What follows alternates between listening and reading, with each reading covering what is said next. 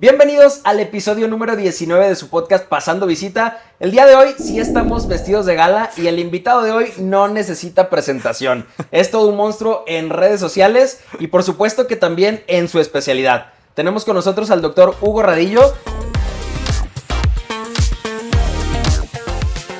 quien es médico internista, tiene subespecialidad en cardiología, además tiene alta especialidad en cardiología preventiva y deportiva y rehabilitación cardíaca. Doctor, bienvenido, un gusto tenerlo con nosotros. Muchísimas gracias por la invitación, muy agradecido. Doctor, estamos muy contentos de tenerlo y que nos haya invitado el día de hoy. Estamos grabando aquí en su consultorio. La verdad es de que teníamos muchas ganas de platicar con usted, muchas ganas de preguntarle un montón de cosas y que sobre todo también los que nos están viendo lo habían estado solicitando. Pero doctor, pregunta cliché y la pregunta que siempre le hacemos a todos los médicos que entrevistamos: ¿por qué estudió medicina? Gran pregunta, pues a lo mejor voy a dar otro cliché que empezó siendo cliché y después ya no fue tan cliché. La clásica, ¿no? Sí, quiero ayudar a la gente. Y sí, quiero ayudar a la gente, tratamos de hacerlo seguramente como ustedes también, algo medio cursi nos motivó. Pero ya después cuando me metí a medicina veía que a veces la gente no se quiere ayudar mucho o que no acepta. No, la verdad, y a lo mejor les ha pasado a ustedes. Pero una cosa cuando estás estudiante de medicina tienes tus motivos, pero después los motivos pueden cambiar. Se vale que la motivación cambie, no es todo lineal en medicina. Y cuando me empiezo a dar cuenta de este tipo de cosas en donde pues sí es un terreno a veces hasta un poquito árido para que te acepten la ayuda, o para que la crítica hacia la salud de la misma persona que viene a buscar tu ayuda no es como que también recibida, dices, ay Dios, creo que entonces va a cambiar un poquito la cosa. Entonces ya después pensé y reflexioné que el motivo cambió, a lo mejor ya después de que estaba en el internado de la pasantía, por el tener una buena calidad de vida, por el tener el suficiente poder adquisitivo para impulsar mis proyectos, vivir bien, vivir cómodo, tener a lo mejor más libertad profesional más adelante, en el sentido de, pues sí, el dinero, tu campo de acción y bla, bla. Entonces ya después quiero ayudar a la gente cambió en, quiero ayudar a la gente, pero también quiero vivir bien. Y por eso, después de estudiar medicina, viene, ¿qué vas a hacer después de medicina? Pero entonces, por esas dos. No sé si sean los motivos adecuados o no, pero ayudar a la gente y también ayudarme a mí a vivir de forma tranquila, digna y con ciertas libertades. Sí, es que es justo lo que hemos hablado con Pablo en otras ocasiones. O sea, sí tenemos vocación, obviamente, pero de vocación no se vive, ¿no? O sea, al final tenemos una vida que mantener, un estilo de vida que nos gusta también, que nos gusta mantener. Entonces, también tenemos que pensar en qué es lo que nosotros vamos a hacer y cómo nos vamos a desarrollar como profesionales, ¿no? Claro. Y siempre la segunda pregunta: ¿por qué tu especialidad? ¿Por qué cardiología? Muy bien. Tú dijiste una palabra clave hace ratito, vocación. Medicina definitivamente es una decisión por vocación, la mayor parte de las veces. La especialidad, creo, a lo mejor estoy mal, pero especialidad creo que es una decisión más de marketing. Y les voy a explicar por qué. Cuando yo elijo la especialidad, cuando decido ser cardiólogo, nos hicieron pasar por este ejercicio dos residentes que teníamos ahí en el internado, de ver cuáles eran las necesidades en el país donde vas a ejercer, número uno. Número dos, qué tanta demanda hay en el país y luego en la ciudad donde te quieres quedar a ejercer, independientemente de dónde te manden a hacer la residencia, pero cuáles son las necesidades y la demanda del tipo de especialista que te quieres convertir. Habiendo hecho este análisis, habiendo hecho este ejercicio que nos pidió este par de residentes hacer, éramos varios internos ese día, pues llegamos a la conclusión de que algo que se requiere mucho en el país es justamente la atención de la enfermedad crónica que va avanzando y va dejando secuelas y le va restando calidad de vida. Entonces, si yo nada más me quedaba con esas especialidades, pues a lo mejor iban a ser un puñito. Pero cardiología terminó siendo, a final de cuentas, no solamente la especialidad que le daba servicio en ese momento, en ese contexto donde me estaba gestando yo como interno, al montón de enfermedades que teníamos, ¿no? Crónicas y degenerativas que tarde o temprano afectaban el corazón, sino que también, para aquel entonces y todavía, la principal causa de muerte en el mundo, pues es la enfermedad cardiovascular. Entonces hay un déficit muy importante en México y en el mundo de los especialistas que pueden darles atención para esto. Y al darme cuenta de esto, pues empiezo ya a investigar que cardiología está muy padre, hay muchas altas especialidades, está relativamente bien pagada, hay mucho campo de acción.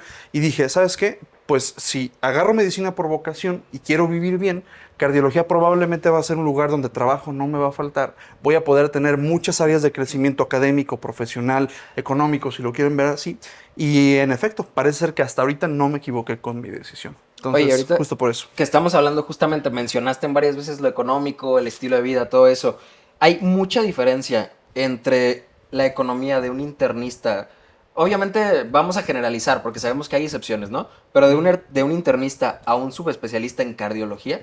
No tanto porque el internista, como probablemente también en sus áreas de especialidad, tú por ejemplo como pediatra te ha tocado verlo, hay muchos pacientes, hay mucha demanda de servicios públicos, hay mucha demanda de servicios privados. O sea, trabajo verdaderamente hay para todos. Yo sé que a veces vemos los memes y los mames de que el internista es el pobre de la especialidad y no sé qué tantas cosas, pero la verdad es que no es así, porque también las personas que estudian medicina, yo por ejemplo siendo internista, también tenía esa pregunta de, a ver, ¿me voy a morir de hambre por toda la carrilla que les echan?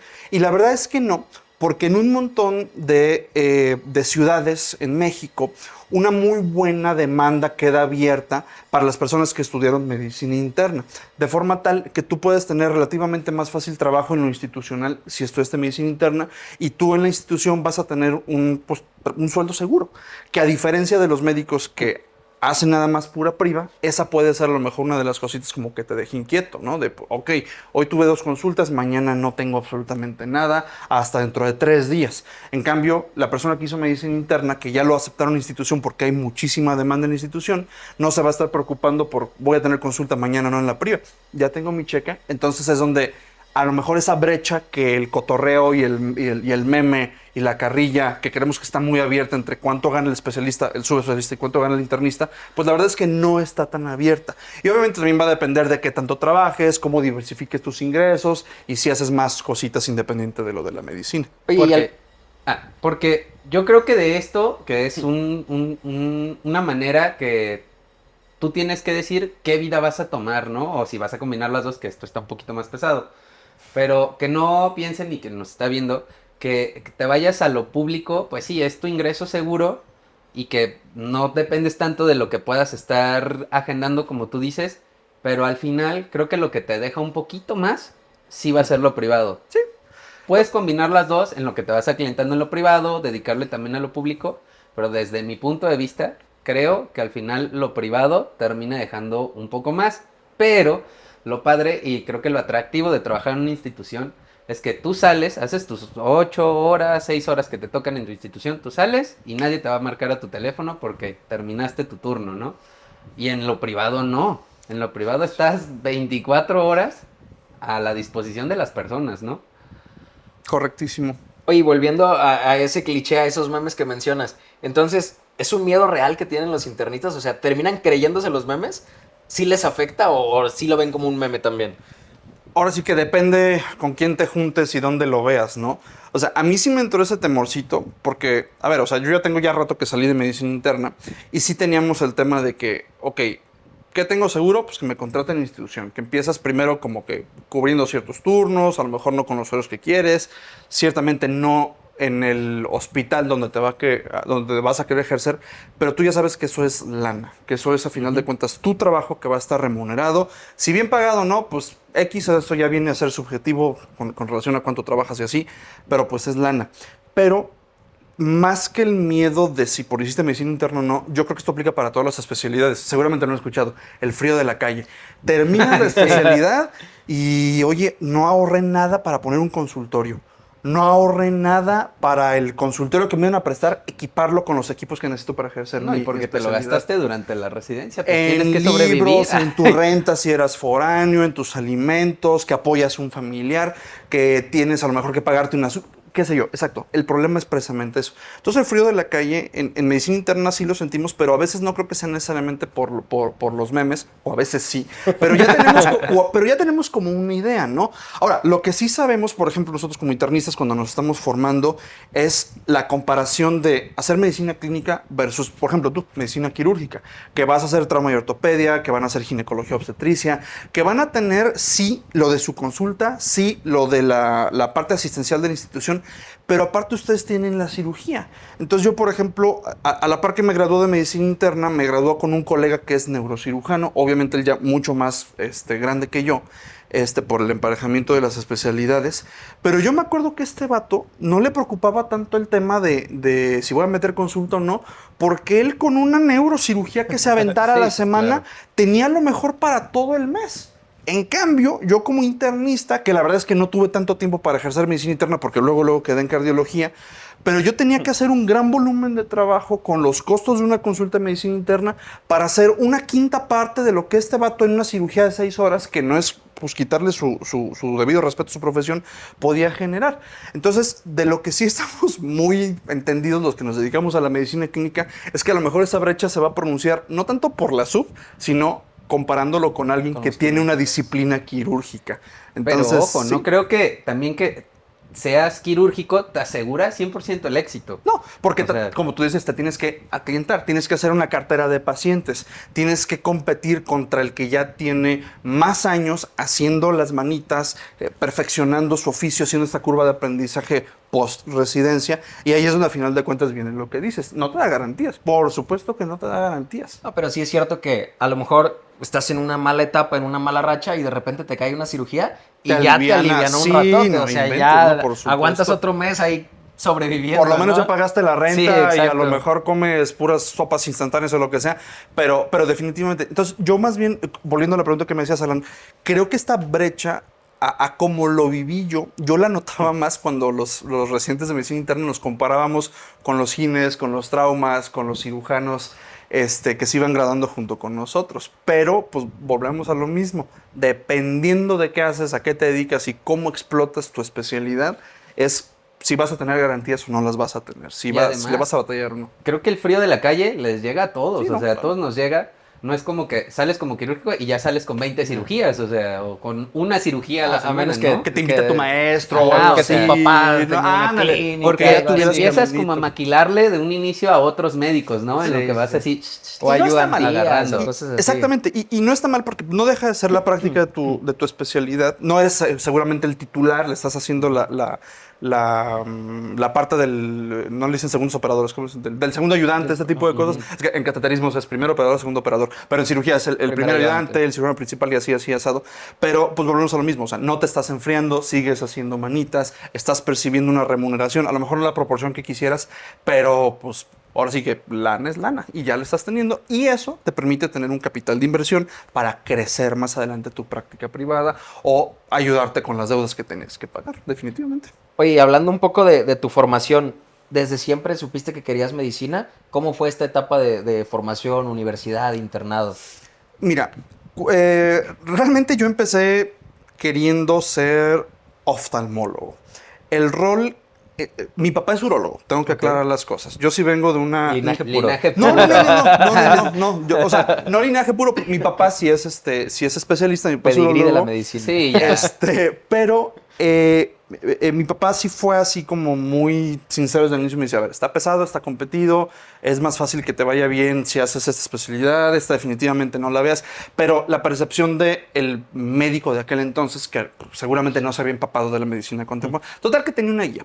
Y entre las pláticas que teníamos ya cuando estaba estudiando medicina, mi papá me decía, oye, pues, fíjate, en primer, segundo semestre ya te presionaban con la especialidad. No es cierto, nunca me presionó mi papá. Pero más bien el que se presionaba era yo. No, y es la presión social, porque desde que entras, ¿Cómo vas a entras a quedar? medicina y la primera pregunta es, ¿qué especialidad Exactamente, quieres? ¿qué especialidad quieres? Oye, tú eres hijo del doctor Radillo, ¿eh? Tienes que ser eres urólogo. puro, Sí, tienes que ver puro. pitos y ya sabes, ¿no? Pero realmente, o sea, haciendo memoria y conciencia con la pregunta que me haces, realmente el que se hacía la presión de la forma más santa del mundo era yo. Porque mi papá nunca me dijo, tienes que hacer cirugía, tienes que hacer interna. No, jamás. Pero bueno, a lo que iba es esto. Entre los ejemplos que a veces mi papá me ponía pues oftalmología. Me dice, mira, es que oftalmología se viene muy padre en México porque hay muchos aparatos, los hospitales están invirtiendo muchísimo en hospitales, en consultorios de oftalmo con sus lámparas de encendido. Total que me estaba diciendo cómo se venía todo lo de oftalmología en ese entonces. Y pues dije, oye, pues sí, pues yo quiero ser oftalmólogo. Bueno, 3 doritos después empiezo a rotar en las prácticas que tenemos en la universidad y pasas por neurología clínica. No manches, quiero ser neurólogo. Luego La pasas vieja por... confiable, No así, manches. que vas pasando y vas Y diciendo, te gusta quiero esto, eso, quiero te esto, gusta quiero esto, quiero muchísimo. esto. Y así empezó a hacer. Y en el internado mi primera rotación fue cardiología. Y los residentes que nos hacen este ejemplo que les platicaba de pensar hace ratito, eran residentes de cardiología. Y ahí es donde realmente me cambié el chip. Pero yo, la verdad es que yo quería ser oftalmo. Pues, a ver, son cirugías relativamente cortas, relativamente seguras. Te aprendes un ojo, el otro es lo mismo. O sea, estaba bastante bien el tema de oftalmología para lo que en ese entonces yo veía como mi ambición o la línea de crecimiento que quería seguir. Entonces, así fue como me empezó a seducir la medicina especializada, ¿no? A partir de rotar, conocer, preguntar, investigar. Como probablemente a lo mejor les pasó a ustedes cuando decidieron elegir pediatría o trauma y ortopedia. Pero la verdad es que ya cuando está en medicina interna, yo había aplicado a reumatología. Yo iba a ser reumatólogo. O sea, estuve a una carta de aceptación de decidirme por ser reumatólogo en la Ciudad de México, que ya tenía yo incluso el depósito del departamento donde me iba a ir a vivir. Y me llega la carta de aceptación de cardiología como a la semana en Guadalajara. Y pues yo siempre quería ser cardiólogo. Yo quería hacer la residencia en Guadalajara, en ese hospital en particular, por un montón de cosas. Y pues listo. O sea, pero la decisión no era nada más cuando estás de semestroso. Todavía en la hora cero de decidir la sub, me fui. Y medicina interna, pues es el prerequisito para hacer reuma, para hacer cardio. Entonces, más que quisiera ser yo internista como tal, pues quería ser cardiólogo y ni modo. El prerequisito era haz medicina interna. ¿Y para hacer esas subespecialidades necesitas terminar medicina interna o te derivas desde antes? No, fíjate ¿Y en tu que caso, no. cómo fue? No necesitas terminar medicina interna para irte a una subespecialidad en algo pues, clínico. A diferencia en pediatría, que todas sus subs sí tienen que terminar el adiestramiento en pediatría. Excepto Creo, no sé. cirugía pediátrica. Ahí empiezas que primero Puedes haces desde el cirugía. R1, te puedes derivar ya Mira, no sabía. a cirugía Hoy aprendí pediátrica. algo nuevo. Toda la vida pensé que sí tenías que ser pediatra, fíjate. No. Bueno, pues en cardio, en reuma, en hemato, en gastro, ahora sí que lo que quieras de medicina interna, menos neumo ya es entrada directa, necesitas hacer por lo menos un par de años para la mayoría de las especialidades que dije de medicina interna y no te obligan a acabar los 4 años de la especialidad, como fue mi caso. Yo sí, por motivos curriculares, por motivos de investigación, por motivos de otras cositas, yo sí decidí terminar medicina interna antes de derivarme a la subespecialidad. Pero en efecto, no necesitas terminar medicina interna para hacer cardio, para hacer reuma, para hacer nefro. Y comparando la residencia, medicina interna con cardiología, ¿qué tanta diferencia hubo? Porque la mayoría mencionan un cambio impresionante entre una especialidad y una sub. Lo es. Definitivamente, desde el tipo de hospital era muy diferente. Desde el tipo de jerarquías era muy diferente. En medicina interna tienes desde el R1 hasta el R4. En cardiología tienes solamente 3 jerarquías, pero que ya vienen alimentadas por una especialidad previa, ¿no? Lo que les decía, o 2 de interna o 4, lo que sea. Pero cambia bastante por el tipo de paciente que atiendes. En el hospital donde yo hice medicina interna, desde el R2 y hasta el R4, la mayoría de tus guardias, la mayoría de tus atenciones eran en terapias intensivas, porque no teníamos residentes de terapia intensiva. Entonces te quedas en la terapia intensiva, intubando, poniendo catéteres, viendo monitores, y esto medio te preparaba por si querías hacer terapia intensiva, cardiología o cositas así. Pero el tipo de paciente es muy diferente, porque mientras en medicina interna yo atendía muchos pacientes metabólicos o en las terapias intensivas, paciente neurocrítico, paciente con CIRAS, pacientes con sepsis, en cardiología era el 2% de lo que veía. Entonces acá ya ves pacientes críticamente enfermos, pero que venían de un infarto, que vienen de un choque cardiogénico, que vienen de un trasplante de corazón, que vienen de una valvulopatía que se descompensó. Entonces el modelo de atención era muy diferente. Los diagnósticos, por supuesto, que cambiaban muchísimo. La carga de trabajo definitivamente era muy diferente. Te podía decir yo que en medicina interna a mí todavía me tocó hacer guardias ABC. Y se me hicieron más pesadas las guardias ABCD de cardiología, porque en cardio, pues el paciente lo puedes tener bien un minuto y ya te hizo una arritmia, ya te volvió a hacer isquemia, y no es de pásale un medicamento y vemos, ¿no? Es de ver si no necesita pasar a cirugía, ver si no necesita regresar a sala de hemodinámica. Entonces, sí es muy diferente por el nicho de pacientes que te toca atender. Y en lo personal, a pesar de que fueron 4 años de guardias ABC en medicina interna, yo sentí más pesadas las guardias del R2 de cardiología, pero por mucho, definitivamente. Oye, y regresando un poquito más a toda tu preparación antes de entrar a la especialidad, que fue tu año en el que te preparaste para el ENARM, ¿cómo fue este año? Fue un año O bueno, gusto. para empezar, ¿empezaste un año previo o cuándo empezaste a estudiar? Sí, la verdad, yo fui de esta,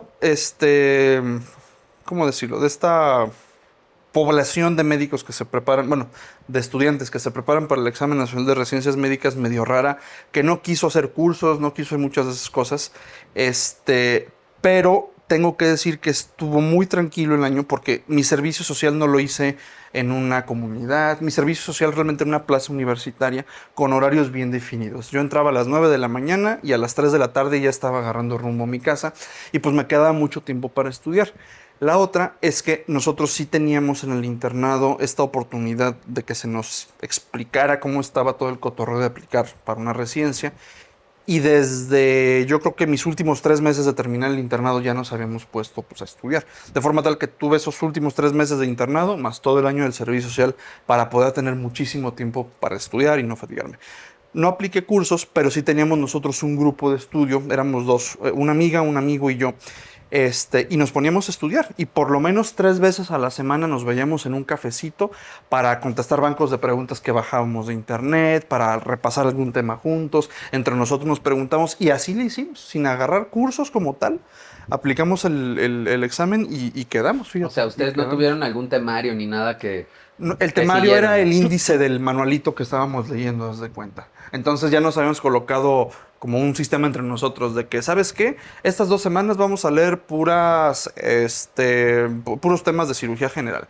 Los siguientes van a ser puros temas de gine y obstet. Los siguientes y así. Entonces, pero no porque fuera un temario per se que nos hicimos, sino porque era pues lo que venía en el índice. libro. Así es. Y así es como lo íbamos estudiando. Justo. Oye, curiosamente, en todos los episodios que llevamos solamente tenemos 2 personas que no han hecho curso. Uno eres tú y el otro también es un cardiólogo, pero cardiólogo pediatra. Ajá. Pero está curioso, ¿no? De que como que los clínicos tienden más a tener esa facilidad de estudio comparados con los quirúrgicos, ¿no?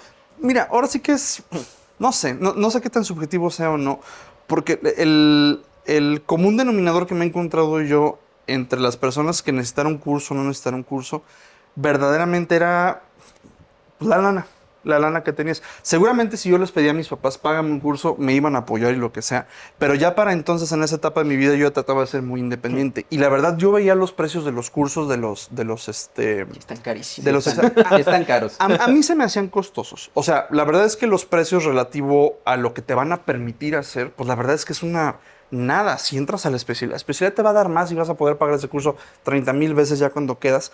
Pero en ese entonces que estás de pasante en medicina no es como que tengas el gran ingreso. Yo en ese entonces todavía daba clases de piano como para mantenerme porque ya no tenía mis 450 pesos que me daban en el internado. Yo soy de esa generación de los que nos tocó. Entonces yo la verdad no les quería dar esa lata a mis papás, que insisto, seguramente se los pedían, me lo pagaban. Y mejor preferí comprar los manuales, estudiar de ahí y listo. Y así es como lo hicimos. Pero eso, la verdad, fue mi limitante. No tanto de si leía mucho o poco, de si se me daba la facilidad o no. La verdad, no lo había visto así hasta apenas ahorita que lo dices. Pero si te soy muy sincero, eso fue lo que a mí me limitó para acceder a un curso. Lo económico, la verdad. Pero dejando de lado lo económico, tú como estudiante de tu formación, ¿sí te consideras que se te daba estudiar, te gustaba? Entonces te Era considerabas... un ñoño, sí, Ok. sí. Y hasta la fecha. La verdad es que sí. El prototipo de estudiante de medicina. A lo mejor no el prototipo de que todos los días está leyendo y matándose y lo que sea, pero sí me quedó muy clara cuál era mi ocupación como estudiante, pues era leer.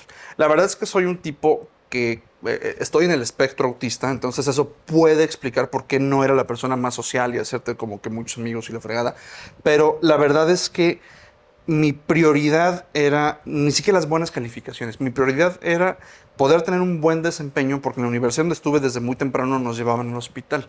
Entonces tu responsabilidad era con el residente, con la doctora que te estaba preguntando, con la adscrita que pasabas visita y realmente de ahí venía el que estuvieras estudiando y estudiando y estudiando. Pues te iban a preguntar al día siguiente y querías quedar bien. Entonces, si les soy muy sincero, yo nunca fui de estos vatos de que se desveló para estudiar. Yo a más tardar a las 11 ya estaba dormidito, nada de que andar estudiando a las 3 de la mañana por el examen, jamás hice eso, y no porque sea un prodigio, sino porque estructuraba relativamente bien mis sesiones de estudio, así como tenías tu hora para ver la tele, tu hora para ir a clases, pues sí me destinaba unas 2 o 3 horas al día, pues para estudiar lo del tema, lo de la clase, preparar alguna ponencia que te obligaban a dar en la universidad o lo que sea. Entonces, no era necesariamente que fuera el matadito, el prodigio cerebral y así. Más que nada estaba como que muy organizado mi día a día. Oye, y luego llega el día del examen del nacional. No. ¿Y cómo te fue ese No, día? no, no. ¿Te preparaste un día antes? ¿Dejaste de estudiar antes? No, yo le seguí. Todavía, te lo juro, todavía mi papá me llevó al examen, venía leyendo todavía en el carro. Como yo. Sí, Los no, dos. y la verdad es que, digo, yo sí proscribo este consejo que dan de que las últimas semanas ya relájate. No, a ver, espérate. Hay algo que le decimos la curva de Ebbinghaus, es real. La curva del olvido, la curva de Ebbinghaus. A manera que van pasando las horas de que leíste un tema, en efecto se te va olvidando. Entonces yo no sé cómo la gente responsablemente puede darles el consejo de, sí, los últimos días ya relájate y no leas nada. No, espérate. Entonces yo sí iba leyendo. Pero literal me estaba cagando el día del examen. O sea, una forma en la que somatizo mi estrés es diarrea. Diarrea incontrolable, diarrea explosiva, diarrea incapacitante. Entonces, cada 10 preguntas que iba pasando en el Nacional. Ahora, cuando yo hice ese examen, eran 450 preguntas. Entonces, era un examen bastante largo, ¿no? Bien Entonces, deshidratado. no, Al sí, final, te lo juro. bajo de peso.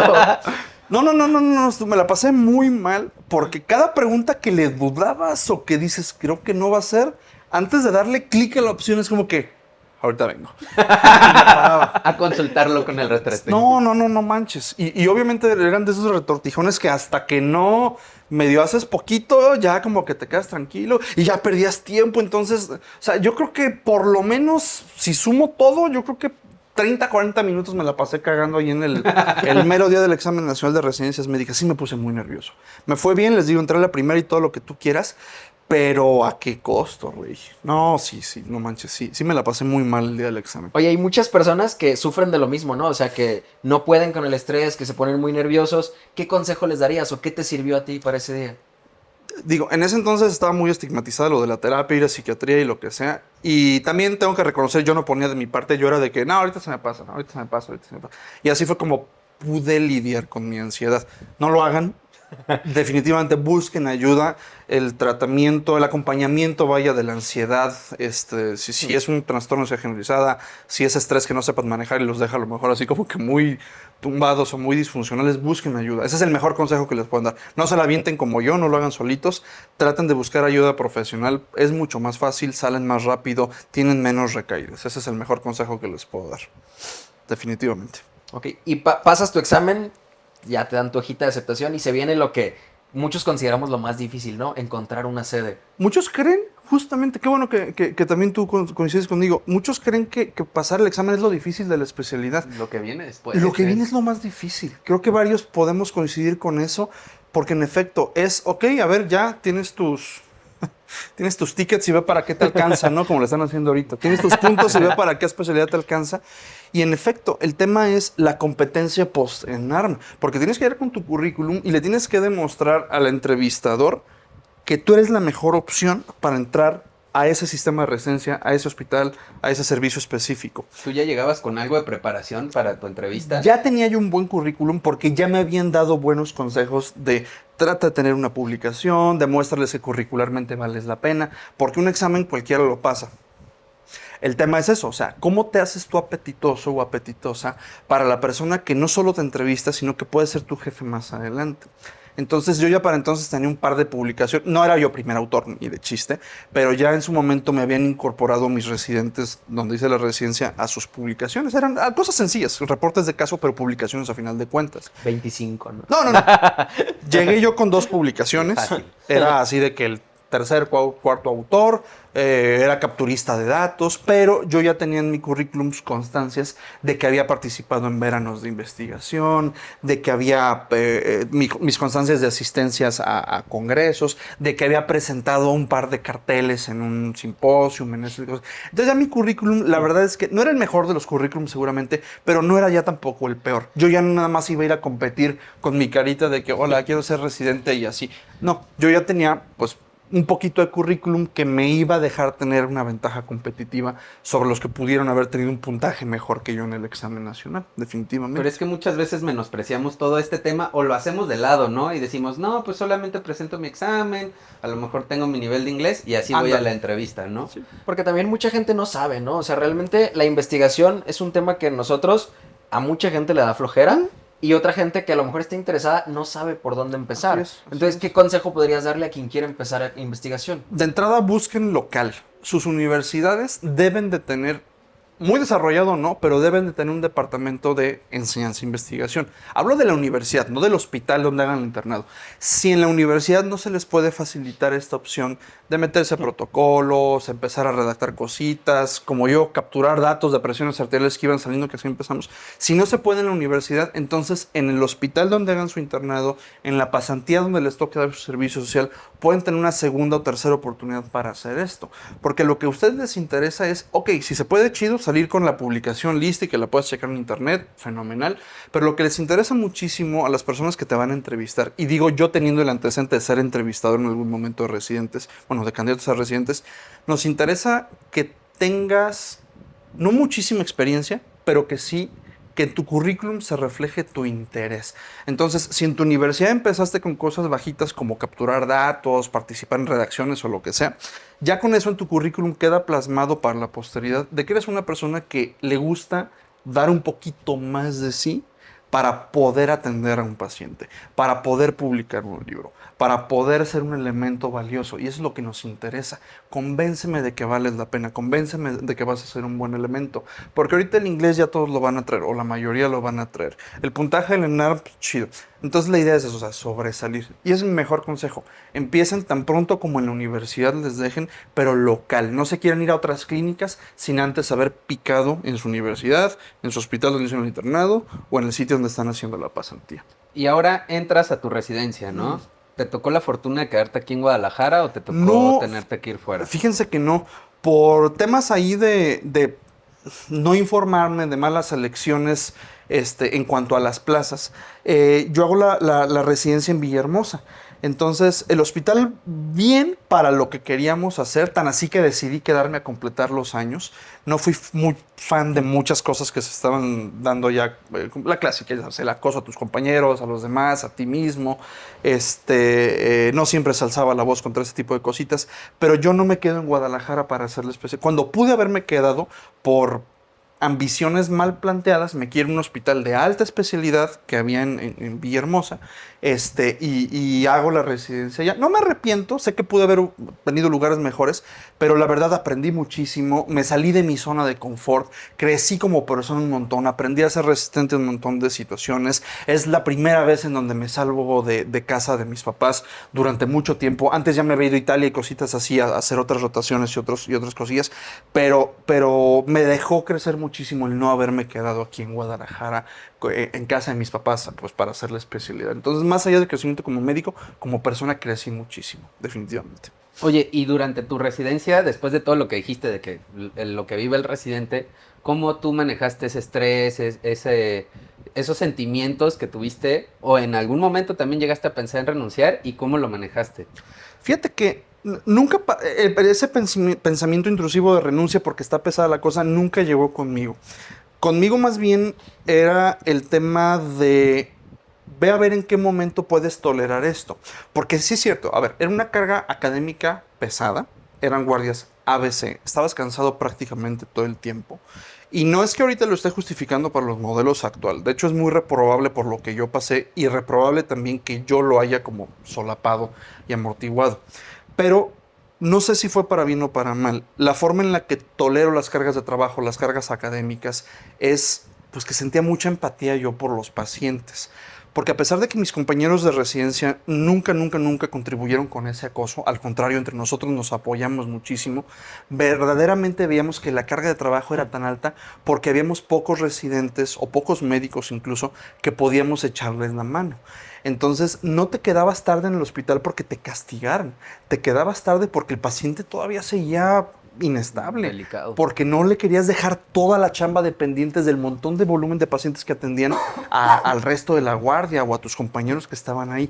Entonces eso creo que fue lo que hizo que aguantara la residencia. Tener empatía no solamente por mi paciente, sino por mi colega de guardia, por el que llegó a ser mi amigo, que seguramente si yo me quedaba un rato más con él, él también se iba a quedar conmigo un ratito, y así pasaba.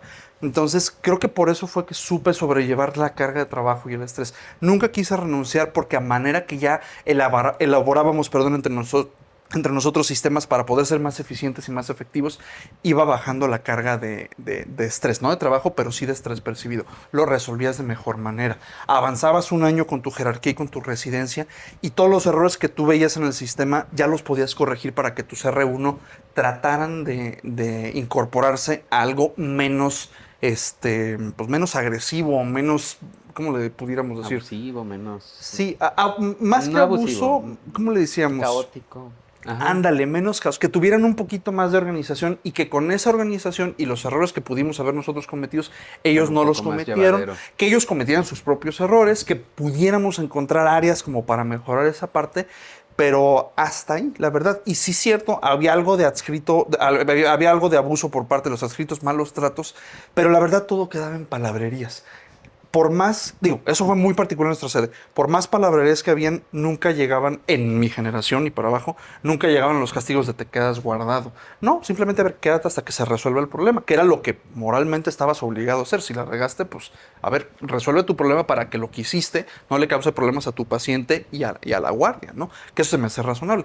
Pero así fue como lo hice, o sea, tratando de llevártela tranquila con los demás, cosechando un ambiente de camaradería, un ambiente en donde todos pudiéramos aprender a partir de errores, ver los errores como áreas de oportunidad y pues sí, ni modo, tratar de sobrellevar el cansancio físico a partir de la empatía que se desarrolló. Ok. Terminas interna, terminas cardio. ¿Qué te motiva a hacer una alta especialidad o por qué la realizas? Cardiología es de las especialidades que tiene más altas especialidades y subs.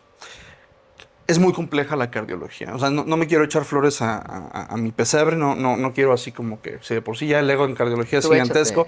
Sí. No, pero la enfermedad cardiovascular, El ego. como probablemente va a pasar en muchas áreas de la medicina, pero la enfermedad cardiovascular, a manera que la vamos entendiendo mejor, entendemos menos cosas. Y vemos que hay muchísimas áreas en donde una sola persona que se formó en cardiología no va a ser suficiente.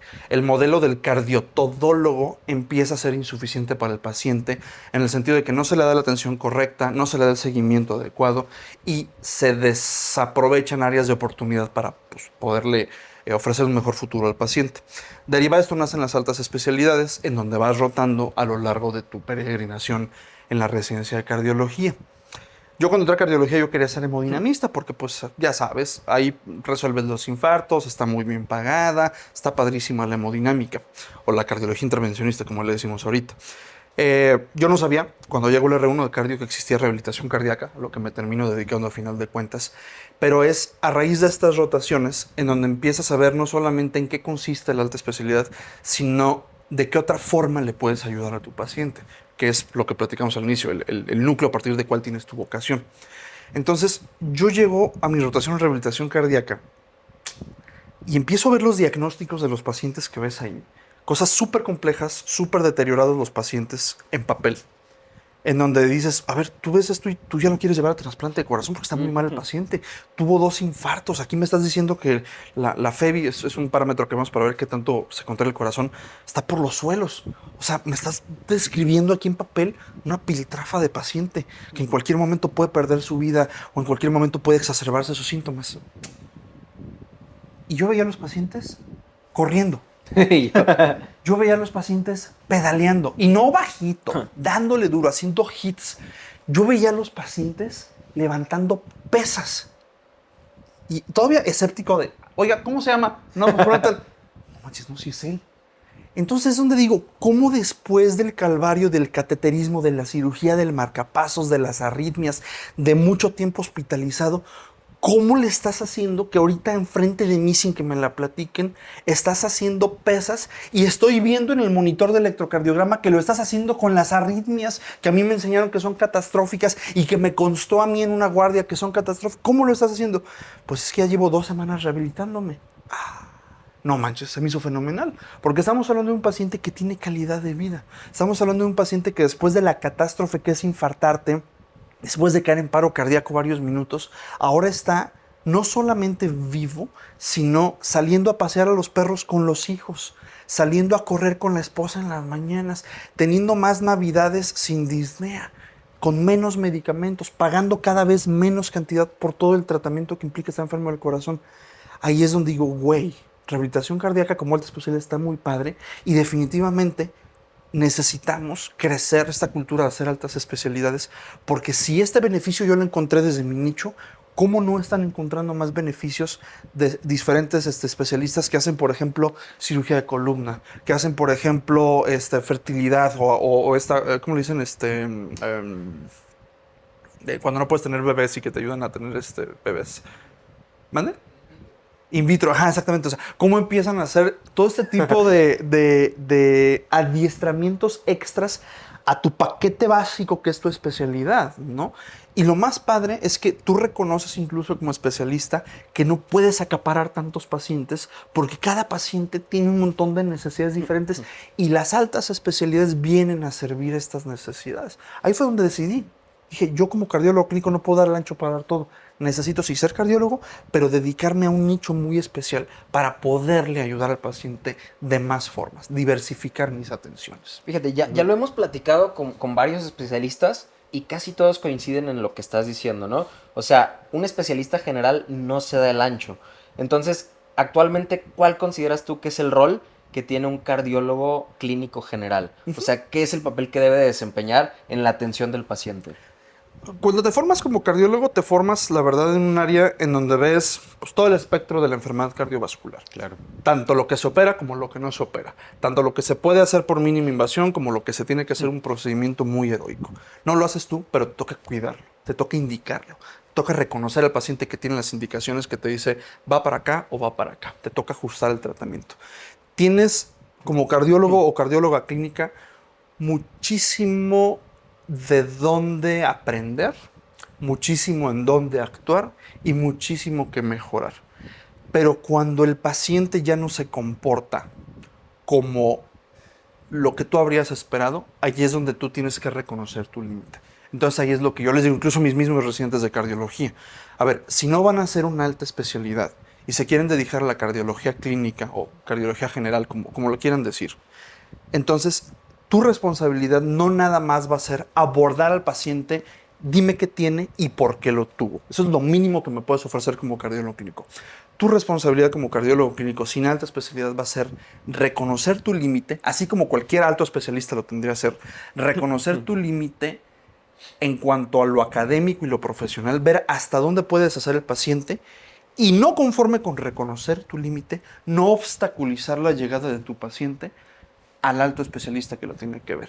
Eso para mí es lo que tiene que ver. Entonces, el cardioclínico puede abordar, debe diagnosticar, debe de arrancar el tratamiento farmacológico, debe de reconocer las indicaciones de cuándo es cateterismo, cuándo es marcapasos, cuándo es cirugía, cuándo es desfibrilador, cuándo va a rehabilitación cardíaca y a partir de ahí ayudar a los altos especialistas a tomar las mejores decisiones. Porque a diferencia de la creencia popular, si tú como cardiólogo clínico mandas al alto especialista al paciente, el paciente ya no se quedó con el alto especialista, regresa a cardiología clínica. Tratamos de hacer equipos multidisciplinarios. Por ejemplo, aquí donde estamos grabando, esta es una clínica multidisciplinaria. Si yo tengo un paciente que voy a rehabilitar, no me quedo yo el paciente, no le robo yo el paciente a mi médico referidor.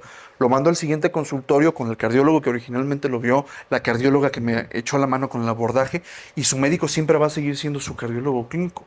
Si algo más se requiere de mis cuidados como rehabilitador cardíaco, cardiólogo preventivo, cardiólogo deportivo, adelante, pueden tocar la puerta de mi consultorio y con muchísimo gusto los voy a ver.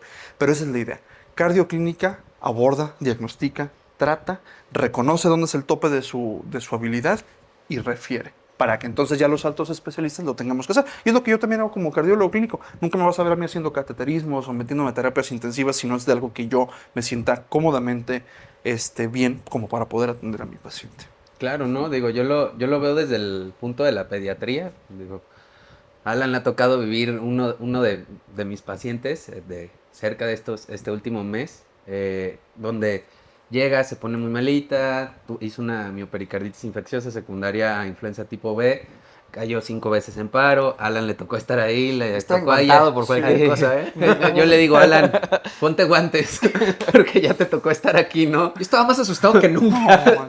Cabe aclarar, Yo trauma, ¿no? imagínate. Me dice, Pablo, ¿qué voy a hacer? Y le digo, tú enguántate, amigo, enguántate, necesito ayuda, ¿no? Y dentro de todo esto de que tú dices de que hay que reconocer nuestros límites, o sea, yo también como pediatra, pues reconoces hasta cuándo necesitas de alguien más, ¿no? Sobre todo, no por tú decir, yo soy el fregón aquí, yo puedo con todo, ¿no? Sino porque quieres que tu paciente salga adelante, ¿no? Exacto. Entonces, afortunadamente toleró, se metió una terapia ECMO, salió, ya llevamos como 40 y tantos días, en el hospital. Y justamente estamos empezando a entrar a un tema de rehabilitación cardíaca. Sí se me hace súper padre todo lo que hacen, porque al final el cardio, el electrofisio y todos tienen una rama impresionante de cardiología que también yo decía, pues el cardiólogo lo hace todo, ¿no? O sea, malamente yo así lo pensaba, ¿no? Pero ya que estás ahí en el momento, te das cuenta que la cardiología es vastísima, ¿no? Es muy, muy vasta y creo que sí son muy necesarios que hayan estas altas especialidades. No sé si hay o se les llame subespecialidades, que son muy necesarias, ¿no? Tanto en adultos como en niños. Doc, ¿y qué es lo más desafiante que tú encontraste al hacer tu alta especialidad?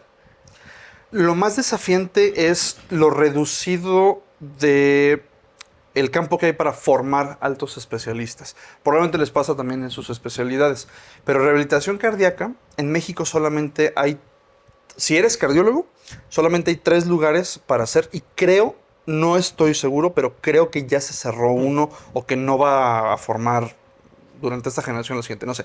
Pero son pocas, eso es a lo que voy. Antes de yo quedarme aquí en México, yo hice rehabilitación cardíaca en el 20 de noviembre, es en la Ciudad de México. El otro lugar donde te puedes formar siendo cardiólogo es en el Instituto Nacional de Cardiología.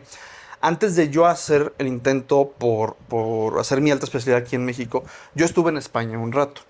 Eh, ta- Entre mala información que recibí y ganitas de irme otra vez al extranjero a seguirme formando, cuando estoy en España, estoy en un modelo de salud con ciertas similitudes a las privadas y públicas que tenemos aquí, pero ciertamente diferente.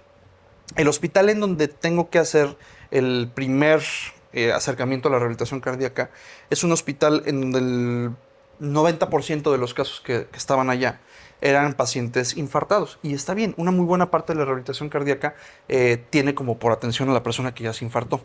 Pero en México, el tipo de atención que íbamos a dar aquí en Guadalajara, por el tipo de clínica que somos, no nada más es ver infartados, es ver cardiopatías congénitas que llegan a la edad adulta y los rehabilitas, es ver disautonomía, es ver pacientes con marcapasos o dispositivos de alta energía, es ver paciente en protocolo de trasplante de corazón, es ver corazón de atleta, el atleta de alto rendimiento que hace adaptaciones que terminan deteriorando su salud. O sea, era muy diversificado el tipo de atención que yo iba a tener aquí en México y que allá en España solamente estaba viendo muy poquitos de esos casos. En ese hospital, que no tiene nada de malo, pero en ese hospital, si yo me hubiera regresado con esa formación, quizá no habría sido la más adecuada. Pero volvemos a lo mismo, porque hay pocos lugares en el mundo donde te puedes formar con el tipo de perfil de especialista que tienes. Entonces ese fue el primer reto que me encontré para entrar a la especialidad.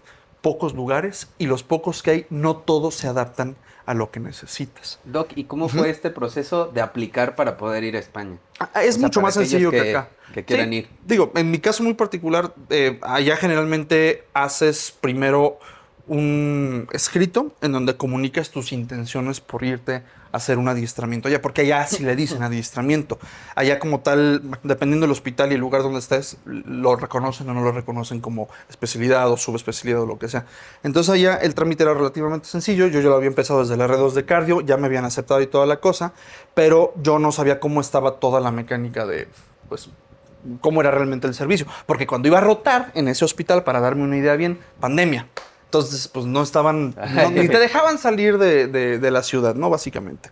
Además de que pues, tenías tus responsabilidades para atender a tu población con COVID y toda la cosa. Entonces yo ya no pude empaparme bien y ver cómo estaban las cosas allá, ver cómo estaba el tipo de pacientes. Entonces, pero bueno, allá era nada más una cuestión de, ok, ya eres residente de cardiología, sí, ya soy, perfecto.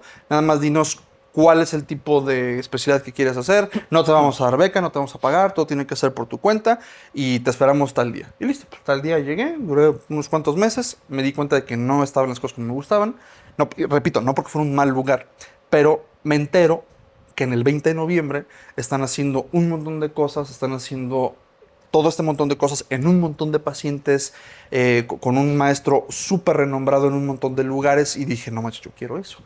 Y ya, tan pronto como me di cuenta cómo estaba la cosa, pues listo, me regresé a México, apliqué al examen, quedé a la primera y ya, ¿no? Pues lo demás ya lo saben ustedes, me hice rehabilitador cardíaco. Pero ese es el reto que yo encontré. Pocos lugares y el tipo de formación que quieres, a veces no es el tipo de formación que necesitas para los pacientes que vas a atender. Así Y es. hablando un poquito de cardiología preventiva y Ujú. cardiología deportiva, que también te dedicas a eso, Ujú. ¿eso fue un adiestramiento adicional? O en el mismo, cardiología deportiva sí, porque es como una maestría, como un máster que haces Ok. después. Yo lo hice en paralelo a rehabilitación cardíaca, Ujú. porque o sea, en rehabilitación cardíaca en el 20 de noviembre sí tienes un módulo, sí ves atletas y toda la cosa, tienes una parte práctica, pero realmente lo teórico grande de la rehabilitación cardíaca abarca un poquito de lo cardiológico deportivo y un montón de lo cardiológico preventivo. Entonces, si haces rehabilitación cardíaca en México, tu título formal es especialista en rehabilitación cardíaca y prevención secundaria, por ejemplo, como sale en mi título, ¿no? Que es lo que hacemos. Pero ya lo deportivo lo tienes que hacer aparte. Ujú. Entonces, lo puedes hacer con másters, lo puedes hacer con estancias cortas, como lo que hicimos nosotros, y ya, simplemente te vas recertificando en las diferentes áreas que quieres. Y eso lo hiciste aquí en México. Sí, sí, sí. Todo, Ok. todo lo hice ya a la par en el 20 de noviembre. Y pues te digo, pues como lo haces en paralelo, puedes capitalizar un año más de tu vida pues, en todo el espacio que haces de alta ¿Qué especialidad. paciente es el Ujú, que debería de buscar a un rehabilitador cardíaco? Porque probablemente mucha gente no lo Ujú. sabe ujú. y lo necesita, ¿no? Rehabilitación cardíaca, como su nombre lo puede implicar, es te quiero reinsertar a tu rutina, te quiero rehabilitar para que hagas las cosas de antes de un evento cardiovascular. Un infarto, un marcapasos, el diagnóstico de una arritmia, vivir con disautonomía, insuficiencia cardíaca. Ya tienes la enfermedad, te rehabilito y trato de forma segura reincorporarte a lo que hacías antes. Y si puedo mejorarte un poquito, qué mejor. Eso es lo clásico.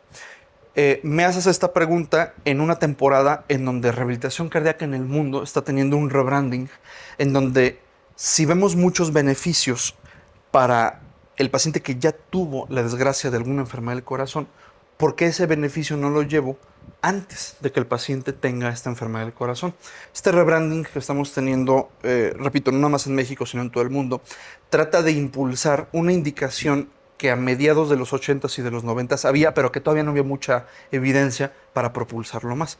Ahora tratamos de llevar a rehabilitación cardíaca no solamente al enfermo propio del corazón, sino a quien tiene factores de riesgo para más adelante generarte un infarto acá, una arritmia, insuficiencia cardíaca.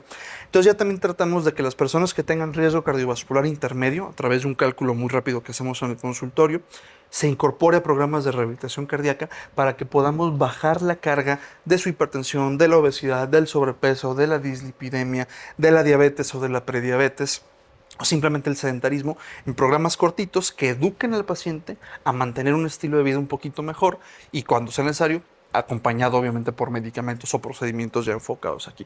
En resumidas cuentas, el que tiene factores de riesgo cardiovascular y el que ya tiene una enfermedad cardiovascular manifiesta es el que debería incorporarse a un programa de rehabilitación cardíaca. Pero Doc, digo, para que me quede un poquito más claro a mí también, porque ya más bien ahí sería prevención y ya no tanto rehabilitación, ¿no? En ese rebranding. O sea, se fomentaría más la prevención, ¿no? Así es como le queremos poner ahora el nombre. Le queremos, bueno, no sé si esto vaya a ocurrir o no, pero ahora ya lo que estamos haciendo en algunos centros, por ejemplo aquí mi clínica no se llama Centro de Rehabilitación del Dr. Hugo Rodillo, es un centro de atención cardiometabólica.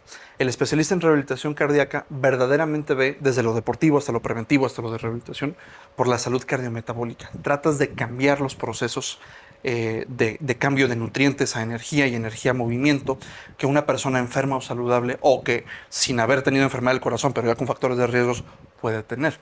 Entonces, ese es el rebranding. En lugar de rehabilitación, como bien dices, es prevenir a través de estrategias de mejorar el cardiometabolismo del paciente, pues para que pueda tener una mejor calidad de vida. Básicamente es esto. Porque, digo, si ya nos vamos específicamente a la parte de la rehabilitación, pues hay diferentes tipos de rehabilitación. Por ejemplo, lo de tu paciente con ECMO. La rehabilitación también la podemos hacer intrahospitalaria para hacer que el paciente dure menos días en el hospital.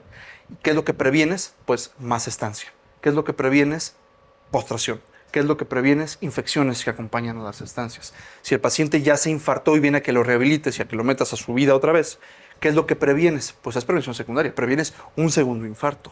Previenes más estancia hospitalaria, previenes agudizaciones de insuficiencia cardíaca. Entonces, por eso el nombre a lo mejor no creo que se lo podamos cambiar mucho, porque también por fines de los avales universitarios que tienes que tener, pues sí tienes que dejar el mismo nombre para que todos entiendan en qué te formaste. Por eso es tan largo el nombre de la alta especialidad: rehabilitación cardíaca y prevención secundaria.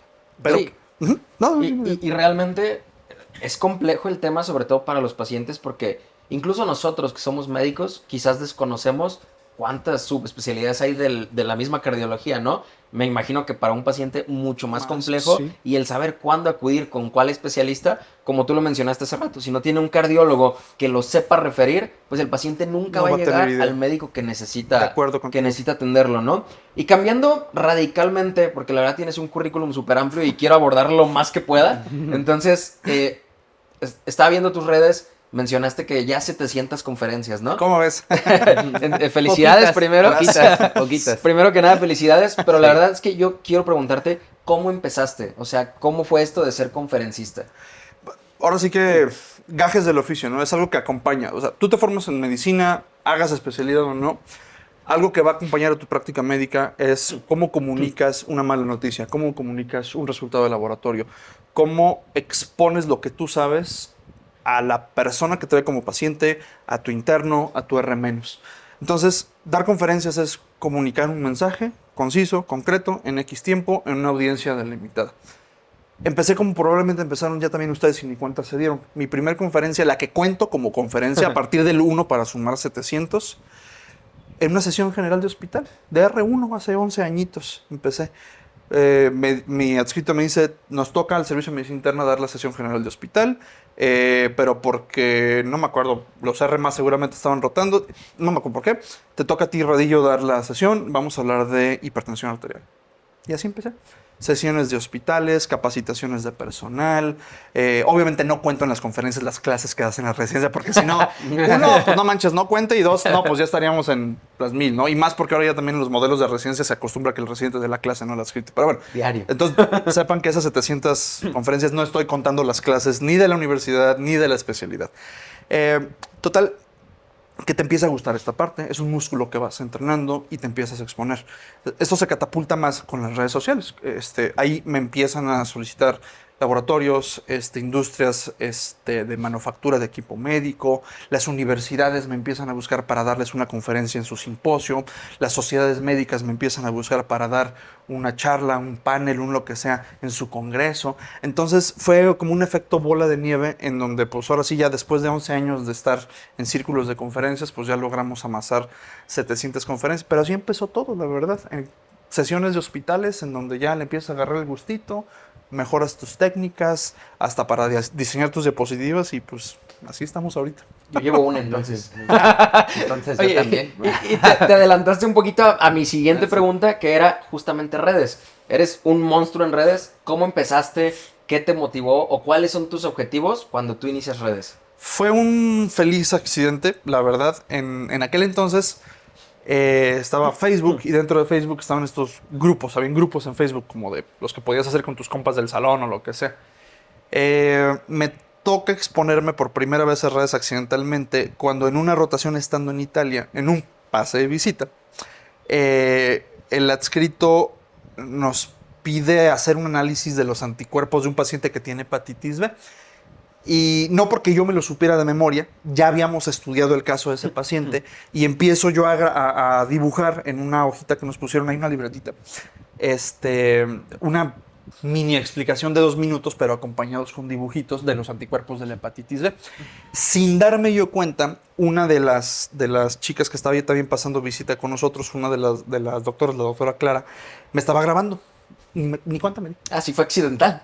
Te lo juro que fue totalmente accidental. Yo no me di cuenta que me estaba grabando y este video de la mini explicación y unas fotitos de la hojita esta donde están un cuadrito que hice de los anticuerpos, lo suben a uno de estos grupos en Facebook de la universidad en donde estaba yo rotando allá en Italia, del hospital, pues donde estamos, en un hospital universitario. Mal estrella.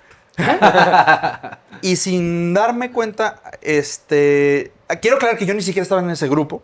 Yo no sabía de la existencia de ese grupo. Violentaron mi imagen. Sí, sin Me di mi cuenta cuando me permiso ni empezaron a pedir nada. autógrafos. No autógrafos, pero sí me estaban pidiendo que si les hacía otra explicación Otro tema. de anemia megaloblástica, me acuerdo. Porque yo estaba rotando en medicina interna, entonces estaba variado los diagnósticos en donde estábamos pasando visita. Total que un día me empiezan... yo iba saliendo del área donde trabajábamos y no sé qué, y habían unos estudiantes de medicina que me estaban apuntando hacia a lo lejos. Yo no sabía que me estaban apuntando a mí, yo pensé que estaban Asustado, apuntando... ¿no? Me van a levantar. Veía, Ay. pues, nada, estamos en Italia y no me preocupaba por eso. La mafia. Pero ándale, exactamente, la mafia italiana. Padrino. Yo nada más veía que estaban así apuntando con su dedito y pues nunca se me ocurrió que me estaban apuntando a mí. Ya después se acercan conmigo y me dice, usted es el de los videos. ¿Cuáles? ¿Cuáles videos? Sí, literal sí les pregunté. Sí, el de las clases. Videos, luego clases. Yo jamás había dado clases. O sea, ya hablaba italiano, pero no me sentía lo suficientemente hecho como para Discusi. dar una clase, ¿no? Pero, pues así empezó todo. Y ya, empezaron a salir las viralidades del videíto ahí. Me regreso a México. Ya me dan por ahí a entender que tengo ciertas aptitudes para comunicar cosas específicas de la medicina. Empezamos a tener un primer canal de YouTube que tuve que cerrar con unos compañeros porque todo esto está pasando antes de que yo fuera residente. Entonces le empezamos allá a meter como que el mame de que, sí, yo como pasante voy a desarrollar clases de diabetes y de esto y esto y esto. Y hasta que entro a la residencia me doy cuenta del pecado que estoy cometiendo. Me estoy dando cuenta que soy un mentecato bien intencionado que está haciendo clasecitas de YouTube, sí, con dibujitos y con toda la mejor intención de educar. Pero la verdad es que para entonces no tengo la suficiente credibilidad como médico como para andar haciendo este tipo de clases. Porque en ese entonces estaba haciendo lo que muchos influencers hacen ahorita. Agarran el Harrison, hacen un resumen en ChatGPT, lo reempaquetan con su imagen y dibujos y listo. Eso era lo que estaba haciendo. La estaba cagando, durísimo. Entonces tengo que reconocer en ese entonces que lo que estoy haciendo no está del todo bien. Porque en los comentarios me comentaban residentes o especialistas de, güey, eso... Pues la neta no, eso no está bien, lo que dijiste ya está desactualizado, bla, bla, bla. Y con todo el dolor de mi corazón y con todo mi ego tragándomelo, tengo que cerrar ese primer canal de YouTube. Porque la neta sí reconocí que estaba haciendo las cosas mal, pero no me di cuenta hasta que ya había entrado a la residencia de todo lo que por yo, según yo querer acaparar, estaba dejando fuera. Y así fue mi primer incursión a YouTube, ya a redes sociales en general. Ya después, en lugar de hacer videitos, estaba haciendo dibujitos, esquemitas, más como para ayudarte, ya con más credibilidad como residente. Y pues ya, el resto del cuento se cuenta solito. A mí me Llegamos tocó ver hasta varios viendo. videos cuando estudié para el ENARM. Sí. De los que tienes en YouTube de electrocardiograma y todo eso. A mí fíjate. me tocó. Yo creo que por eso. Yo creo que saqué bien las de cardio. Bueno, pues Ya veremos. No, pero, Doc, algo que sí te quería preguntar es si tuviste también la otra parte de que, no, pues sí, tuviste todo el apoyo a lo mejor en un inicio de los estudiantes y que sí, estás haciendo videos y bla, bla, pero tuviste después la otra parte o ahorita que ya estás consolidado de que te hayan dicho, no, pues es el doctor el de los videos, ¿no? O sea, que tuvieras esa parte de que la misma comunidad médica como te dijera, ¿cómo estás haciendo videos? No manches. Al Y quieres inicio, que sí. la gente te tome en serio, ¿no? Al inicio sí, pero volvemos a lo mismo. Era gente que la verdad no me importaba mucho su opinión. Era gente que traía ideas muy tóxicas. Era gente que me decía, no vale la pena. Era gente que me decía, esto nunca te va a dar nada, nunca te va a regresar el tiempo que le estás invirtiendo. Tú le enseñas a los internos y los internos van a reprobar. Tú le enseñas a los pasantes y los pasantes ni siquiera quieren aprender electro, gasometría, lo que sea. Y como eran esos comentarios por personas ya de otras generaciones que no entendían todo este cotorreo de la educación a través de redes sociales, la verdad nunca me desincentivó. Ahorita, por ejemplo, tengo OnlyFans. Y es como que, ¿cómo tienes OnlyFans? Sí, digo, es un OnlyFans académico, no es como que me está quitando la ropa ahí, no porque tuviera nada de malo si con eso se está haciendo. La verdad es que soy muy abierto en ese sentido. Termina valiendo madre lo que haga mucha gente o lo que no haga. Pero ese tipo de fricción sí la llegué a tener.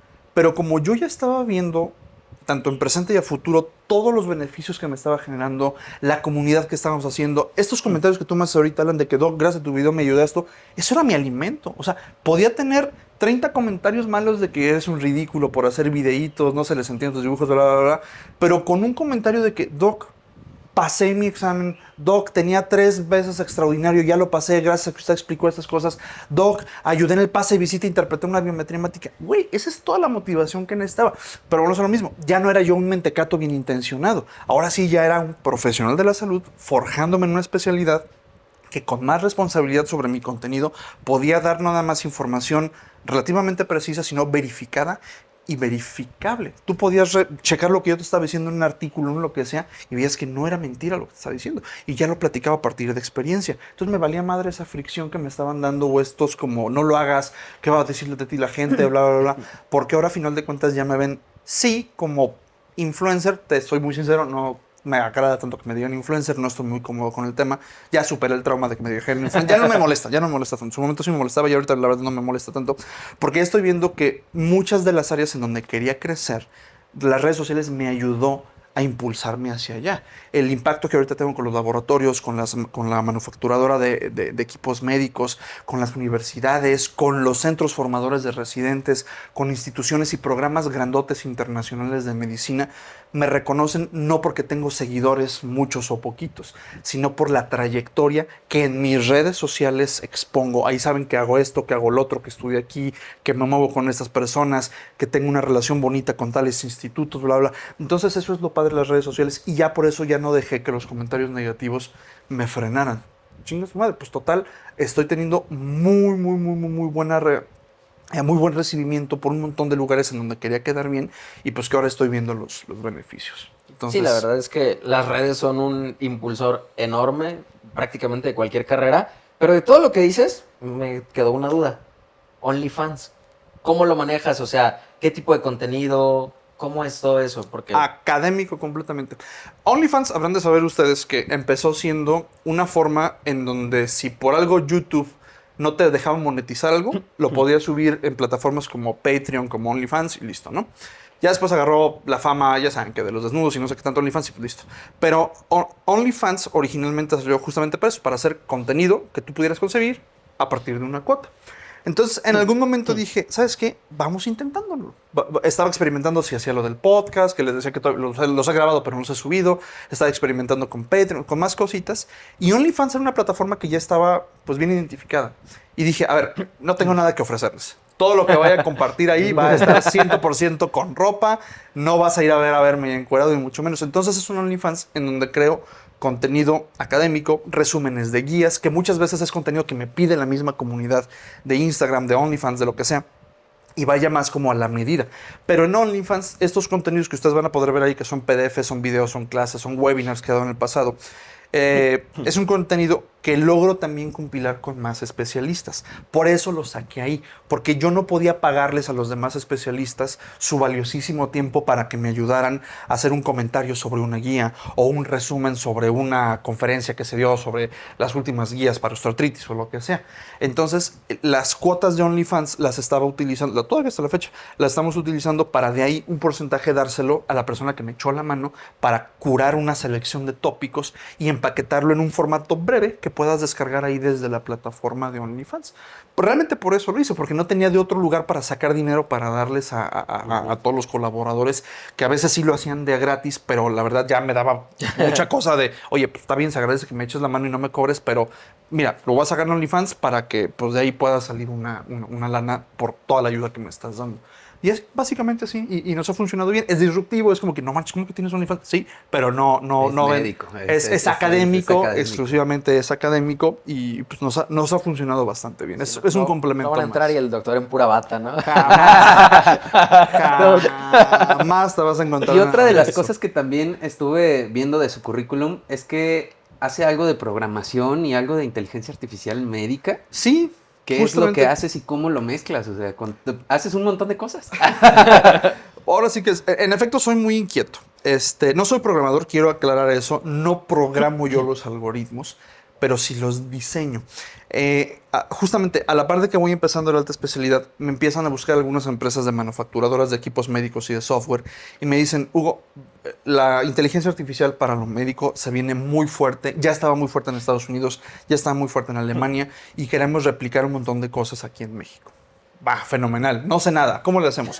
Y me empiezo a capacitar, me empiezan a becar para cursos gratis bueno, no cuenta, no te dan una beca para un A la curso Tony gratis. Stark, ¿no? Sí, o sea, te empiezan, me empezaron a dar links de unos cursos gratis y después me empiezan a becar para unos que ya son pagados y empiezo a ver, sí, cosas así de programación que nunca me llamaron la atención. No tengo el tiempo para desarrollar ahorita esa habilidad, pero sí tengo gente que estaba estudiando en ciertas universidades esta parte de programación y bla, bla, En el MIT. y que hay, no, aquí en universidades de Guadalajara, pero les hago yo la propuesta a los de esta empresa, en donde, oye, ¿sabes qué? A ver, yo no me voy a poner a programar plataformas de inteligencia artificial, pero te puedo ayudar a diseñarlas. Te puedo decir cuáles son las necesidades que a lo mejor en mi clínica o a lo mejor colegas médicos tienen y tengo 2 o 3 estudiantes de programación que a lo mejor les va a servir más esto que me estás becando a mí. Ah, perfecto, doctor. Entonces ya empezamos a hacer este pequeño consorcio de programadores y yo desde el punto de vista del diseño de cómo me gustaría que la aplicación de inteligencia artificial funcionara así o funcionara así, bla, bla, bla. De forma tal que ahorita pues ya diseñamos bots para que me ayuden en la consulta, podemos hacer nosotros diferentes algoritmos como para hacer puertas de flujo de atención de nuestros pacientes, referencias. Entonces está mucho más fácil incorporar esta parte que me confió, vaya, esta empresa como tal, para poderla sentar en cosas muy específicas de mi práctica diaria. O sea, estos algoritmos van encaminados más bien hacia la ayuda hacia los pacientes o hacia el médico. También, para que el paciente pueda agendar su cita más fácil conmigo. Por ejemplo, tú puedes hacer esta cosa de WhatsApp donde ya tienes como Sí, tu te agenda va- y te digital, va tus mandando, formularios ¿no? y cositas así. Pues haz de cuenta que lo mismo podemos hacer, pero ahorita ya desde la recepción, aquí con la chica que los recibió, sin la necesidad de un mensaje de WhatsApp, sin la necesidad de que compartan datos que pudieran ser sensibles, obviamente. Y ya todo bien encriptado y la fregada. Pero así como se puede facilitar el flujo de atención de mi paciente en mi consulta, también de los médicos que me refieren paciente. Entonces es una especie de expediente electrónico inteligente que me permite decir en qué momento de la evolución de la enfermedad de mi paciente, en qué altura del año por las citas que le voy dando a mi paciente, le toca ya irse con mi nefro, le toca ya irse conmigo, no solo basado en la cita que tuvo conmigo, en los exámenes de laboratorio que van saliendo ahí. Entonces el paciente puede subir los exámenes de laboratorio a esta plataforma, yo ya programé, bueno, mis chicos ya programaron, pero yo ya diseñé cuáles son los puntos de corte para cada uno de mi paciente y si yo ya veo que mi paciente salió con una alteración del índice albúmina creatinina de una sola micción, antes de ir conmigo, ya primero le programo su cita con mi nefrólogo o ¿cómo se dice? El seguimiento de una anemia, el seguimiento de un hipotiroidismo. Entonces el paciente ya llega conmigo a la consulta y ya viene con una nota que se hace en automático con las actualizaciones de qué cambió del tratamiento, qué le puso mi colega endocrinólogo, mi colega nefrólogo en la nota. Entonces yo ya tengo muchísimo más tiempo para en la consulta poder platicar de otras cosas con el paciente y no perder tiempo o invertir tiempo, mejor dicho, en cómo le fue con el nefro, qué le cambió. No, porque yo ya en mi nota preconsulta ya lo tengo. Ese es el botcito que estamos ahorita desarrollando. Aparte, también las aplicaciones de inteligencia artificial para todo lo de análisis estadístico de minería de datos que estamos haciendo. O sea, está como más, ¿cómo decirlo? Esparcido, vaya, todo lo que estamos haciendo en inteligencia artificial. Pero lo que más estoy usando ahorita es justamente este modelito que ya después lo queremos comercializar, pero que me ayuda mucho en mi consulta para tener este flujo chido de pacientes. Así wow, está impresionante, ¿no? Porque realmente nosotros como médicos nunca nos abocamos hacia eso, ¿no? O sea, siempre dejamos que alguien más lo resuelva, sí. Pero la realidad es que nosotros somos los que tenemos la necesidad y está súper bien que te estés metiendo en eso, ¿no? Eso fue lo que empecé a hacer. Y digo, es una curvita nueva de aprendizaje que tengo ya 2 años. Me falta más, pero así es como lo estamos haciendo, a través de necesidades. Y ahora te vas a... Bueno, tú primero si quieres. Bueno, es que ya van a ser las 2, el doc tiene consulta. Entonces, yo iba a decir que pasábamos a las interconsultas ya para cerrar el episodio. Adelante, no te preocupes. Adelante. Solo quiero hacer una más. Échale, Porque el échale. doctor, aparte de todo esto, escribe, redacta, publica una revista de cardio, electrocardiograma clínica. O sea, ¿cómo nace todo eso, doc? Igual, necesidad, ambición, ego, si tú quieres. Ya para cuando publico el libro, pues ya habíamos hecho varias publicaciones, revistas y lo que sea. Pero pues siempre dije, güey, pues yo tenía un libro, quiero que mi librito se vea chido en el librero, que se quede ahí en la casa de mis papás. Total, si me lo compran mucho, qué chido, si no también pues, un ingreso a final de cuentas. Y Y fue algo que ya me habían pedido muchas veces, porque ya para entonces, además de las publicaciones, ya tenía yo varios webinars de electrocardiografía, pero por el tipo de plataformas que utilizamos en ese entonces, no era tan fácil editarlas, ni tan fácil distribuirlas sin que te las pirateaban en internet, ¿no? Lo que sea. Entonces dije, bueno, pues voy a condensar algo básico de electrocardiograma en un libro chiquito, 100 hojas a lo mucho, para ver cómo va, ¿no? Entonces, pues ya tal, quería tener mi libro y ver qué tanto se movía. Y realmente fue por eso, diversificar mis ingresos, diversificar las cosas que hago como tal. Si eran publicaciones de casos, de reportes de casos o de ensayos o de lo que sea, pues también quería publicar un libro. Entonces realmente fue por eso, dile tu ego, dile tu ambición, dile tu ganas de diversificar lo que estaba haciendo en ese entonces. Bueno, Así por que, mantenerse ocupado, nada más. Sí. exactamente, Por hobby. por mantenerme ocupado, porque ese libro salió cuando yo estaba en el R3 de cardiología, entonces ya tenía un poquito más de tiempo por ser R+, tenía otras obligaciones, entonces pues sí, estuvo chido Ya me siento con la presión de sacar un libro. Yo también, ya, o sea, ya ahorita estoy diciendo, puta, que tengo... No, para nada, para Doc, nada. y ahora sí, para terminar, ya para no tomar más tiempo, siempre tenemos una sección que se llama las interconsultas. Aquí la gente, de verdad, nos estuvieron pidiendo muchísimo que vinieras aquí al episodio. Bien. Entonces nos hicieron algunas preguntas, ¿va? Adelante. Vamos a hacer 4 o 5 preguntas Échalas, nada más, las ¿va? que sea, no te preocupes. ¿Te avientas la primera, Pablo? Ahí va. Doc, ¿en qué consiste un programa típico de rehabilitación cardíaca y quiénes forman parte del equipo multidisciplinario? Muy bien. Yo siempre se los explico así a los pacientes. La rehabilitación cardíaca es una estructura que vamos a construir entre mi equipo, el paciente, la red de apoyo del paciente, sus familiares, sus cuidadores, lo que sea, y un servidor como titular del programa. Las estructuras necesitan tener un cimiento. El cimiento de la rehabilitación cardíaca es la educación. Yo le enseño al paciente por qué le pasó lo que le pasó. El paciente me enseña a mí qué le gusta, qué no le gusta, qué si come, qué no come, qué si entrena, qué le gustaría hacer más adelante. Ok. En ese cimiento voy a poner 4 columnas. Por la que más nos identifican, entrenamiento. El entrenamiento, ustedes se llegan al gimnasio de rehabilitación cardíaca, les coloco un electrocardiógrafo portátil que mide esto, la señal la estoy transfiriendo a la pantalla que tenemos en grandota en el gimnasio y todas las actividades que le ponemos al paciente, que boxee con realidad virtual, que corra, que haga bicicleta, que levante pesas, ligas, lo que sea, todo lo estoy vigilando latido a latido, síntomas, enfadosamente preguntando cómo se siente y así asado, para poder con ese entrenamiento físico supervisado a lo largo de un plan que ya le prescribimos al paciente, generarle adaptaciones que nos permita a nosotros como médicos documentar la mejoría, pero el paciente sentirse mejor, hacer cosas cada vez más complejas, cada vez más duraderas. Ese pilar del entrenamiento físico lo complementamos con el pilar de los medicamentos, ajustamos las pastillas que necesite, las que no las reducimos o las quitamos. Otro pilar que se llama el cuidado de la salud mental, otro pilar que se llama nutrición. Entonces, necesitamos nosotros edificar una estructura en donde el paciente con entrenamiento, cuidado de la salud mental, mejorar la dieta y los medicamentos pueda estar mejor. ¿Y de qué me sirve tener un cimiento y columnas si esas columnas no me están soportando alguna bóveda? En esas bóvedas están las metas del paciente. Doctor, quiero volver a viajar. Doctor, quiero regresar a jugar fútbol. Doctor, quiero tener relaciones sexuales sin cansarme. Doctor, quiero subir escaleras sin que me falte el bofe. Doctor, quiero ver a mis hijos crecer. Ok, todas esas metas tan padres son las que tiene el paciente, pero también hay metas que tiene el médico. Bajar la presión arterial, controlar los lípidos, ver que no suba otra vez la glucosa, ver que no el paciente vaya a estar hospitalizado otra vez, bajar el costo del tratamiento. Entonces, si desde los cimientos todo está bien, se erectan esas columnas bien chido y puedo yo conservar las metas que tiene el paciente en esta bóveda que les comento, entonces el paciente se da por rehabilitado. Eso es básicamente la estructura básica de un programa. Y el equipo multidisciplinario, pues ya se imaginarán, fisiatras, fisioterapeutas, cardiólogos con diferentes especialidades, mis especialistas en nutrición, psicología, psiquiatría, más todo lo extra que necesita el paciente. Ese es el equipo multidisciplinario. Excelente. Wow. La siguiente pregunta es, ¿cómo es tu rutina diaria como cardiólogo especializado en rehabilitación? Ok, mi primer paciente entrena ahorita en este momento, mi primer paciente entrena a las 7 de la mañana. Entonces, como buen patrón, soy el primero en abrir y el último en irse porque va a cerrar.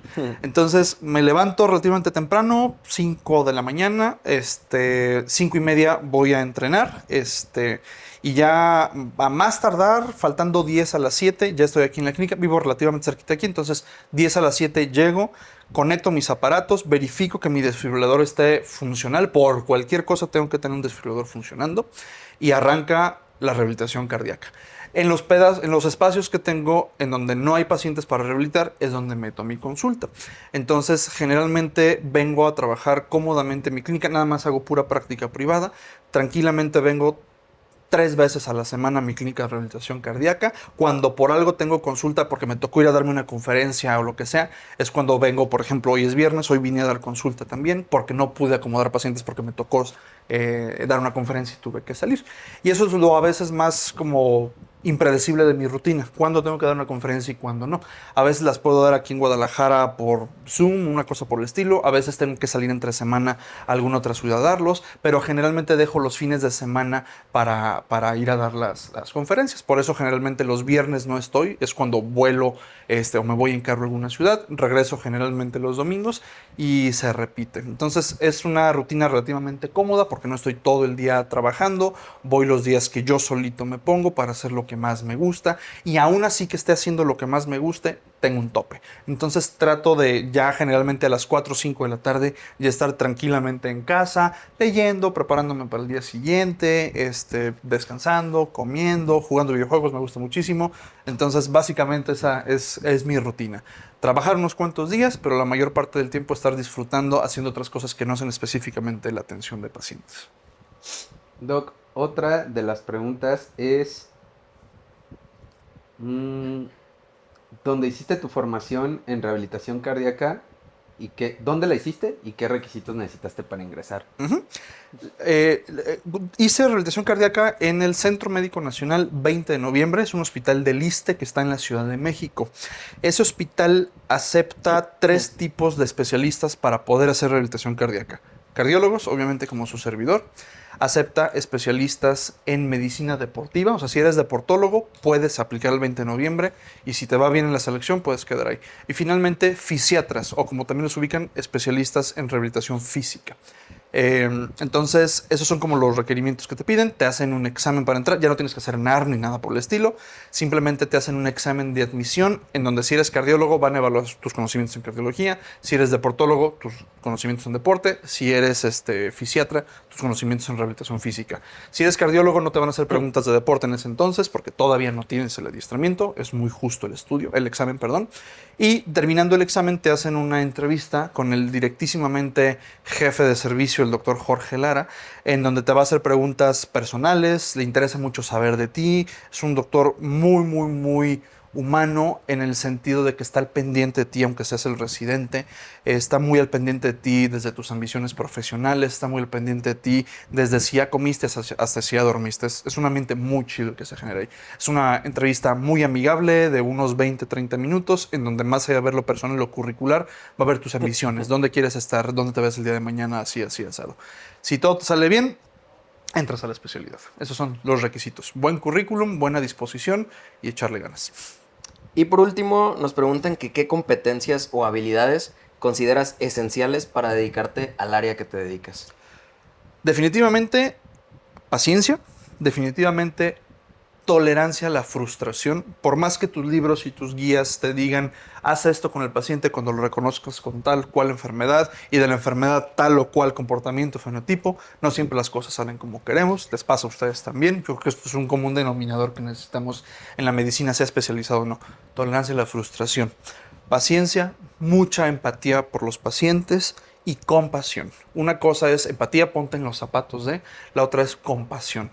Lleva al paciente junto con tu equipo a través de un difícil proceso de enfermedad y rehabilitación.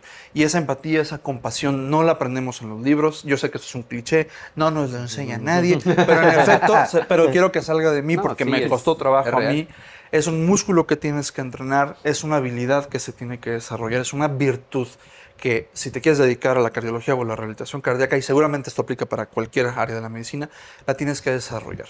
El paciente muchas veces va, quiere que lo escuches, el paciente va y probablemente no le vas a poder resolver los problemas que tiene en casa, los problemas económicos, los problemas que más allá de lo médico te toca a ti resolverle. Pero una muy buena parte de empatizar con tu paciente y tenerle compasión es escucharlo, es que el paciente sepa que lo estás acompañando con este proceso y que eso te permite forjar una relación médico-paciente.